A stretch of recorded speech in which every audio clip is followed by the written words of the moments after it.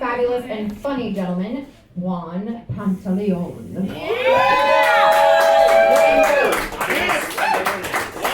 Come on, get it one more time, get it one more time. Come on, guys, come on!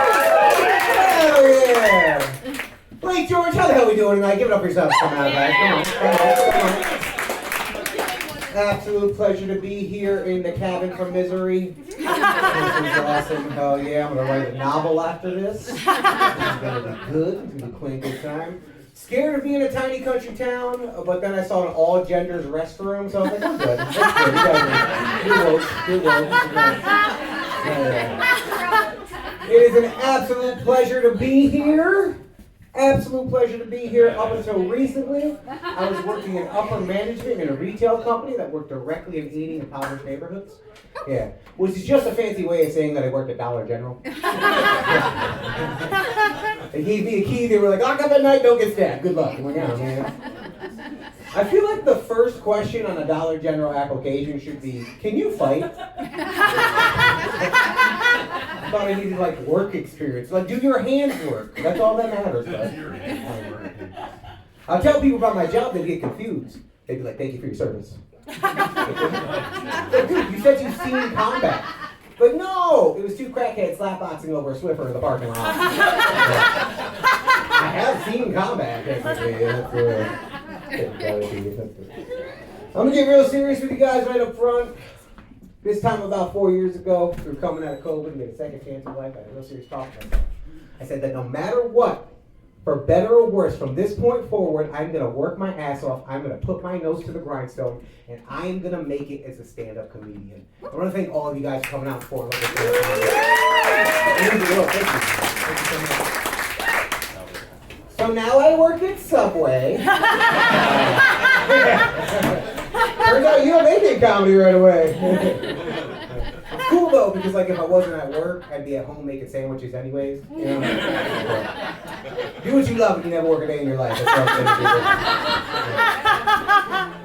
saying. My boss, she knows I'm a comedian. She likes to tell the customer. She's like, "Oh, he's a comic." Always the same thing. "Oh yeah? Tell me a joke." No. You didn't pay a cover charge. Right? This isn't a dinner and a show. You want to hear a joke? You just paid $10 for a ham sandwich. Don't fuck yourself. Eat fresh.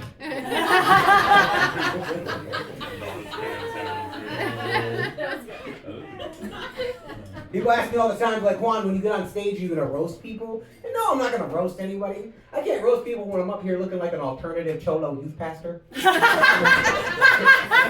talk to the kids about how I gave my gang life up for Jesus. Those give up over here when I talk about the Holy Spirit and how it affects our lives. Let us pray. Actually, the other day, somebody told me I look like an adult runaway. I see it. You see it, right? I look like I'm going to come out and be like, "I'm not coming home, Mom and Dad." They're like, "Good, you're 30. Stay out. Go back to your job at Hot Topic." They haven't called me back. I just drove a long way to get here. I'm glad my buddy drove because I am not a good driver. Here's why. Maybe you guys can relate to me. All right? Have you ever been sitting there driving for like a half hour straight, sitting there, you get all comfortable, all of a sudden out of nowhere it hits you, you're like, "Shit, I'm driving." Right? Because for the past 30 minutes you completely spaced out and been surviving on muscle memory alone. Not only that, remember when you first started driving? Where were your hands? 10 and 2. 10 and 2. I'm so nervous. Now I'm so relaxed. I got my pinky finger barely gripping 7. Just barely holding the wheel. With the other hand, I'm adjusting my phone that's going to find that song that's going to complement this bowl I'm about to smoke. Yeah! That's another thing. This dry, baked, get busted bullshit, okay? I'm a better driver when I'm high. Do you have any idea how much hand-eye coordination it takes to operate a steering wheel and smoke a bowl at the same time? Yeah. Like, sure, you're gonna take me to jail, but like, can we stop for snacks on the way? Is that a possibility? Can we do that? People talking on the side? Clap if you want them to shut up. Clap if you want them to shut up. Clap, you clap, you clap. You want them to shut up, clap, clap. Hey! Shut up.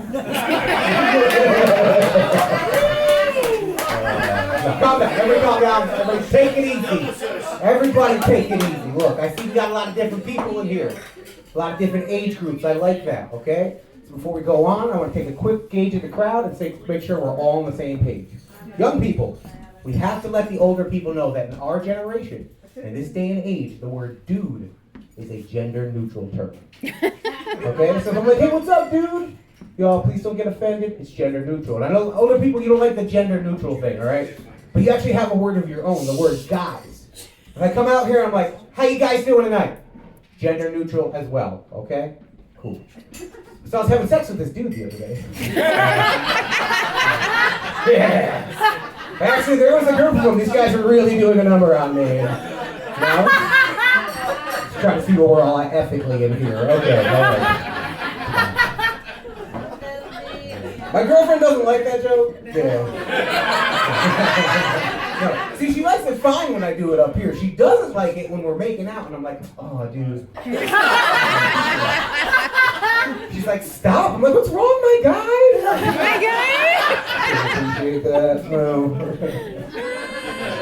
Where are the couples at? Clap it up if you're a couple. Single people, clap it up if you're single.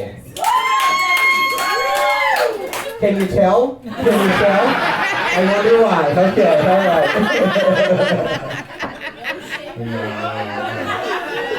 Look, it's couples and people. Look, it is important to identify your kinks with your partner, right? But it's also important for your partner to execute those kinks properly. Try something new, things get weird, you never want to do it again. There's a lot of different kinks out there, a lot of different ways to mess them up. For example, some women like to be slapped during sex. That's cool, but I'm too immature for that. Do you have any idea how hard it is for me to open hand slap a woman and not yell hi ya? I can't do it. She's like, hit me. I'm like, hi ya. Don't practice your fucking kung fu on me. I'm sorry, it's okay. I apologize. I didn't do that. You gotta be careful. You gotta be careful in relationships. You know so much things about each other. Certain things you do in one-night stands you can't do in relationships. And my ex looked at me and she was like, ooh, I want you to degrade me. I want you to scold me. And I was like, all right, I got this. Look, your spending habits are really getting out of control. You are bringing this down. I'm gonna need you to reel it in, dude.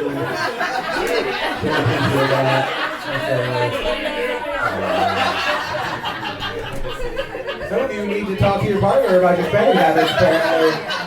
A real weird ride home. Okay.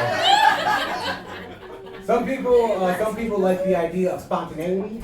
My ex, she liked randomly hooking up in public. One time, we hooked up in a restaurant bathroom. We got really into it. I picked her up and I pressed her up against the wall. But what I didn't think when I did that is I was also going to have to hold her up the entire time. So I kind of just slowly but surely put her down on. I dropped her. Okay, I dropped her on the ground. And I just stood there awkwardly, looking like Winnie the Pooh with my dick out, just like. But while you're down there, if you want to know, I'm sorry. I apologize. You guys got real sad. I was like, why'd you leave her down there? It happened. Just a joke. I'm sorry. Just a joke. It's like you and your fancy cat that you're missing right now or somewhere. We'll get you home to Grey's Anatomy after this.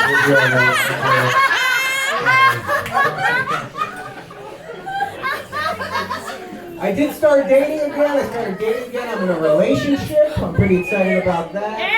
Yeah, thank you.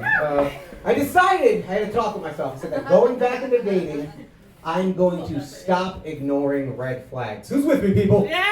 1, 2, 3 people. Okay, all right. The rest of you just keep letting them take out loans in your name, I guess. All right. And you'll learn when they ruin your credit. Good for you. Okay, all right. What I'm going to do tonight, guys, is all I'm going to do is I'm going to name off a couple red flags for you, and all I want you to do is clap along and cheer if you've heard these before, okay? Real easy, real easy. All right. Red flag number 1. Oh, he's like a brother to me. Clap it up if you've heard that. Yep. Red flag number 2. Oh, I swear to God we're just friends. Clap it up if you've heard that. Red flag number 3, and this is the worst one of them all. Oh, I'm Puerto Rican. Like, all of those are red flags, people. And they should not be on that one? You're looking at me like I don't know what I'm talking about? But I was raised by a Puerto Rican woman. I once came this close to marrying a Puerto Rican woman. And after telling this joke one of these nights, I'm going to get stabbed by a Puerto Rican woman. Yeah. The last thing I'm going to hear is going to be stupid, shake, shake me up.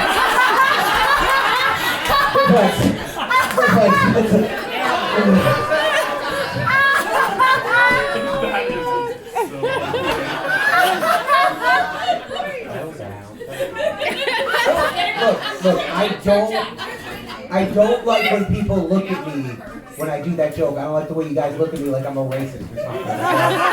No, if there's two things that I cannot stand in this world more than anything, that is racism and homophobia. I don't like it, all right? My brother heard me say that, so he got me a t-shirt that says, I heart black guys. Well, I'm not gonna not wear it, okay? It's a t-shirt. But to be honest, I'll probably only wear it around the house and to bed, which is gonna make things awkward between me and my roommate because he's a black guy. He's probably like, dude, I appreciate the sentiment, but like, you have to wear only the shirt? I'm just there in my nightie, like, ooh, I can use a cup of Greg. Leave my door open, see what happens. I don't know, I can't talk shit about like homophobia or anything. I actually did something extremely homophobic this past year. I didn't know when I did it. I bought a Harry Potter wand. I didn't know when I did that the creator of Harry Potter, J.K. Rowling, had been in the news for saying extremely homophobic and transphobic things I didn't know. I got people out here, they're like, you're a homophobe. I'm like, no, I'm a Hufflepuff. And now I'm scared, confused, I don't know what's going on. It's probably what makes me a Hufflepuff, guys. I just think it's ironic, though, because like me, today, buying a Harry Potter wand being the most homophobic thing I could possibly do, or like 10 years ago, if I was excited to tell my friends about my Harry Potter wand, they'd be like, dude, that is the gayest thing you could possibly do. What do you do, cast a spell and turn yourself into a girl? You're Queen Flapendo! I'm like, you know the spells, that's weird, okay. I don't really pay attention to the news. I don't. I got my own algorithm. I got people out here that are like, did you hear about the war in Gaza? I'm like, did you hear that Jack Black is doing the soundtrack for Kung Fu Panda 4? That's cool. I'm a big soft nerd. I'm sure you can tell. That's because I was raised by a single mom. Do we have any single moms in the house tonight? I'm not going home alone yet. All right, cool. All right. Yeah, I was raised by a single mom. That being said, I was raised differently. I was talking to my buddy. We were talking about the movies that taught us how to be men growing up. The movies that shaped us as men, the characters. And he's going on, he's like, you know who taught me how to be a man? Hugh Jackman is Wolverine. Yeah. Harrison Ford is Indiana Jones. Well, that's cool. You know who taught me how to be a man? Jennifer Lopez in Enough. Yeah. You know the 2002 smash hit? Where Jennifer Lopez is getting beat by her husband and then decides that she has had enough! So, what does she do? She runs away, she learns karate and kickboxing, then she comes back and she just shoots him. How you just do that in the first place?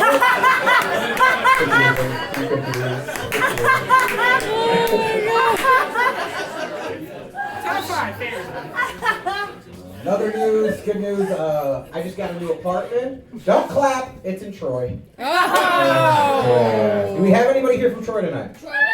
Nope, okay, watch your wallets. Watch your wallets. Did you get security to escort these nice people to the No, I'm from Troy, so after the show we're going to rob all these people together. You ready? Okay. Get your shiesty. Yeah. I'm from Troy, so I can make fun of it, alright? I told my sister I got an apartment there, though, and the only thing she said, she's like, this is a pretty old house. It's probably haunted. I was like, yeah, but again, this is Troy, so if it is haunted, it's haunted by like a crackhead ghost. Picture that. 3 o'clock in the morning, everything is cold in your house. You start hearing ghostly whispers calling things out to you, saying things like, yo, yo, my man, you got $1? You get scared, of course, you don't know what to do. You're like, no! The spirits get angry, they lash out at you, they say things, horrible things. Like, I, you bum ass. You broke ass. You fat ass bitch. Seriously aggressive. I got spare change saved up in here. Last time I did that joke, somebody felt the need to pull me aside and be like, why does the crackhead have to be black? And surprise, he's Asian, so you're the racist. You don't know what they sound like, you don't know shit. I say that, I say you can't identify a race by the way that they sound. But the other day, I was on my couch, and I heard a white guy do a drive-by.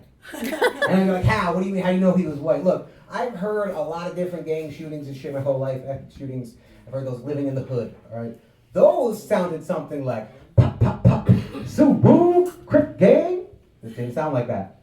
No, this is more like, pop, pop, pop. Hey, fuck you, Ronald.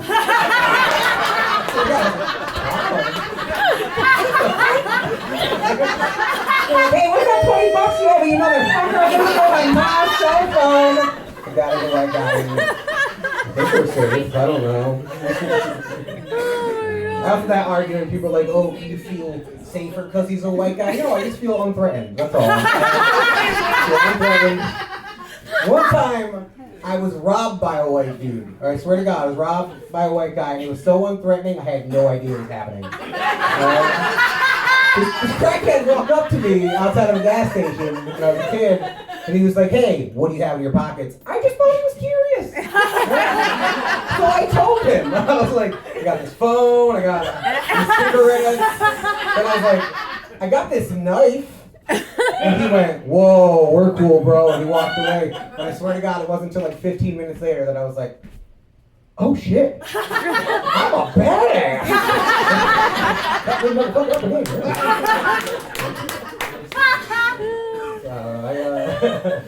I get pissed waiting on hold because you hear that white guy voice on there, right? The please hold. Please hold. Right? Makes me angry every time. That's why I think that they should change the customer service voice to an old black lady. Because nobody comforts you more or makes you feel safer than an old black lady, right? What would you rather hear? Thank you for holding. Please holding. Or, ooh, honey child, you just gotta hold on a little bit longer. Maybe you just gotta believe. I will get on the phone. I will get on the phone with Microsoft. I'll do that. We'll get there. Oh my God. I lived a very diverse background for the first part of my life. I went to an inner city school that was predominantly black. It was so black that I was one of the whitest kids there. And I'm Mexican. Right?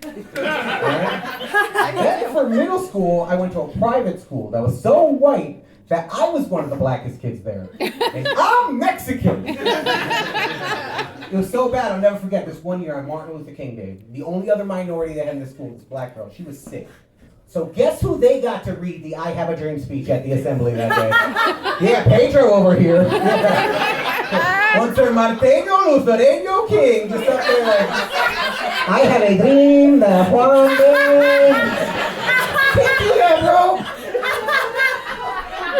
If it wasn't for me, they would have got Becky, who's like 1/16 Cherokee to do it. Like, is that diversity? Like, no, it's not. Okay? That wasn't even the worst thing that happened at that school. You guys remember in middle school when they had us run for class office? You remember that? Yeah.